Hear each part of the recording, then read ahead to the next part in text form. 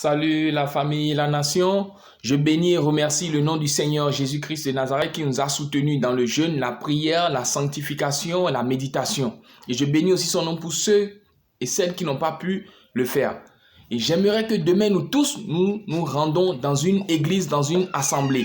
Si tu n'as jamais été dans une église, fais tout pour t'y rendre demain. Mais cela ne veut pas dire que si tu ne pars pas dans une église, tu ne vas pas vivre la Pentecôte, tu ne vas pas recevoir le Saint-Esprit, les portes ne seront pas ouvertes, tu ne seras pas comblé de grâce. Car je veux juste nous faire savoir dans Apocalypse 1, Apocalypse 2, Apocalypse 3, que l'Esprit parle aux églises. Je veux nous faire savoir ce qui est dit et ce qui doit être fait. Et vous allez voir même dans Apocalypse 1, Apocalypse 2, 3, il dit, et celui qui a les oreilles, écoute ce que l'Esprit dit aux églises. Et dans Apocalypse 1, on nous parle des 7, au verset 11, on nous parle des 7 chandeliers. Et ces 7 chandeliers sont les 7 églises. Et on dit, dans cette église, on voit un truc qui ressemblait au Fils de l'homme et qui portait à sa poitrine un truc en or, du bronze en or. Et après, on dit, il avait une longue robe blanche.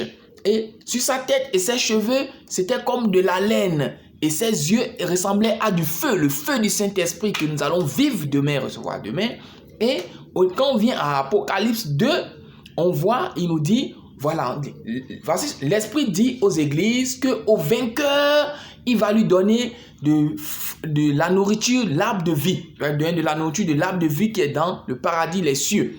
Et après, quand on vient au verset 10 au verset 11, il dit, le vainqueur ne va plus souffrir de la seconde mort. Donc, il y a une première mort qui est le fait de prendre par les eaux du baptême, de ressusciter avec le Seigneur Jésus-Christ de Nazareth.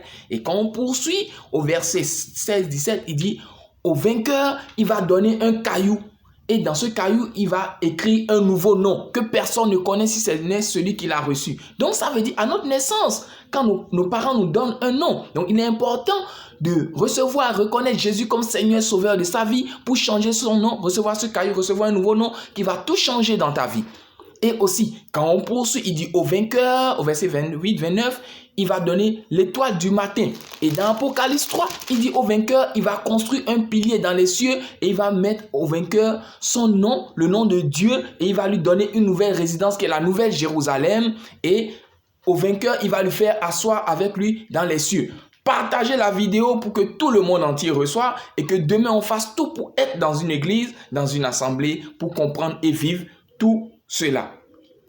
Merci, vraiment, partagez la vidéo.